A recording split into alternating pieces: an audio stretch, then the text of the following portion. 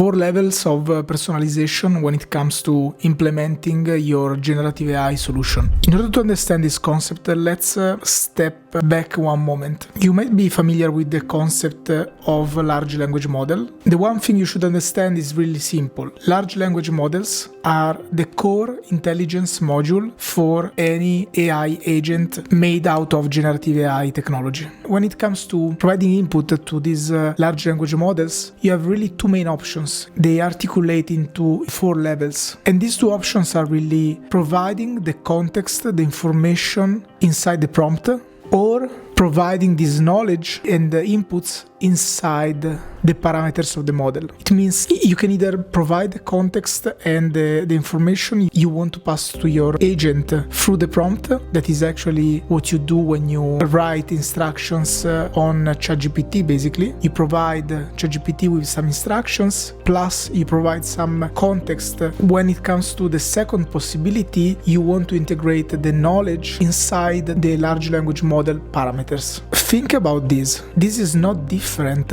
from what you do. You drive your car and unconsciously you make several actions to drive your car, sometimes from point A to B, without even remembering the set of actions you have performed during your way. This is because this instinctive behavior you have is integrated inside your neural network, your brain. So as you see, your entire neural network can be tuned to represent information. Each connection in your brain is a parameter. It's very different actually. Let's say you want to set up your thermostat, and in that case you need the manual of the thermostat in order to set it up. And so you go through it, you search for the right page where it will tell you how to use it. You focus on the piece of the page where the information is stored, you read it, and then you know how to set up your thermostat and you do it. In this case, you are leveraging on an external database. This knowledge was not stored inside your neural network. This is the actual difference between providing the data, providing the context inside a prompt, and providing the knowledge inside the parameters of the model. This is the difference. By understanding this, you will immediately figure out that there are cases when you want to provide your knowledge inside the prompt, and there are cases when you don't want to provide it inside the prompt, but you want to provide this knowledge by integrating it into your large language model parameters. So, for example, you want to build an AI agent capable of assisting the user by providing technical support for the thermostats that you install. In that case, you understand that you don't want to provide that knowledge inside the model parameters, because as in the case of you setting up your thermostat, you would simply take the manual, look through it very quickly and provide an answer. You can expect your model to do the same thing, but instantly, very quickly, processing all the data without having to store everything inside the model parameters. But let's take a different look at the picture. Let's say that you do wealth management and you want to provide your clients with an AI agent doing the role of sort of a business analyst, providing personalized reports instantly, immediately for each of the portfolio companies that your clients are interested in. In this case, of course, you will provide your AI agent with some external documentation, some external databases. You want to integrate inside this AI agent some financial understanding that maybe is really your secret sauce. Maybe this can even become the competitive advantage that you can offer to your clients through this AI agent to make sure they choose your platform, they choose your product, and so on. Because in the richness of the knowledge, there will reside the competitive advantage that you're offering to your clients. Acknowledging this, you can understand the 4 levels of personalization that you can achieve on large language models. First one,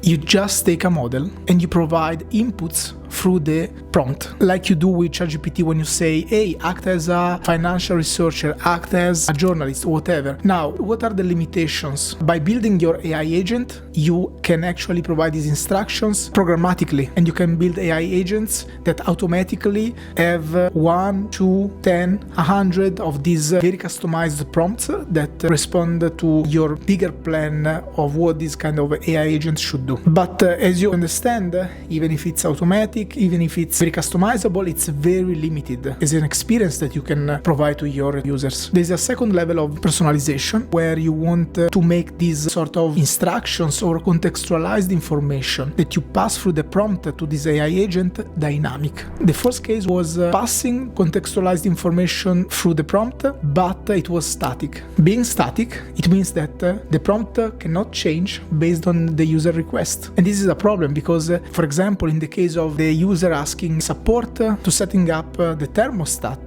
the agent needs to go through your instructions plus the pages where the answer would reside inside the prompt. It would look through this piece of data, see where the answer is, re-elaborate everything, and get back to the user with an answer. When you want to support the users with something that the user really need, the agent will not just have access to few pages of documentation. In the case of the AI financial analyst, it would have to access instantly thousands and thousands of reports, pages, balance sheets of companies, and so on and so forth. The more information you provide inside the prompt, the less accurate it will be. And this is why the second level of personalization is really important. You assign your databases to the agent and you assign a sort of tool, and the agent will be able to leverage this tool to go through the databases you have provided. When the user make a question, it will go through all the databases you have provided with its tool. You can think of this tool as a sort of magnifier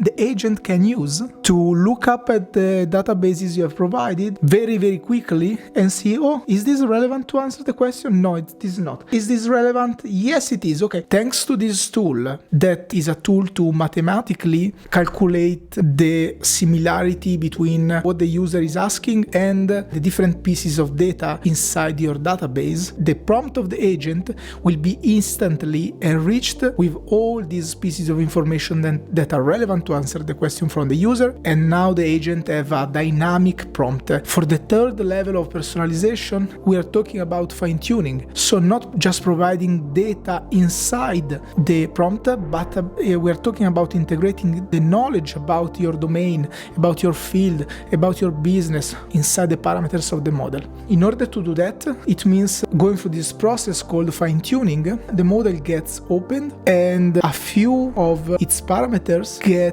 tuned by being exposed to information and data coming from your field. So in the case of financial information, it would be exposed to manuals, books, processes that we believe are relevant. This way, the model will be more and more aligned on that kind of knowledge and not other types of knowledge. For example, Magnus Carlsen, the number one player in chess in the world, he plays chess since he was 3 years old. You can expect him to be very good at chess. Why? Because all his brain is geared towards this spatial framework. These large language models, as you see with ChatGPT-4, are really capable of doing and understanding multiple fields at the same time. Since you have a limited number of parameters, of course, if you dedicate all of them towards one major field, of course that model will be better instead of a more generic model. Is fine-tuning something that you have to always do? No, of course not. You want to do it when that knowledge constitutes a competitive advantage to win on your market. The fourth level of personalization is one step further. Instead of just fine-tuning a part of the parameters of the model, you retrain the whole model. Only 0.1% of the applications would need such a similar thing, because for most of applications,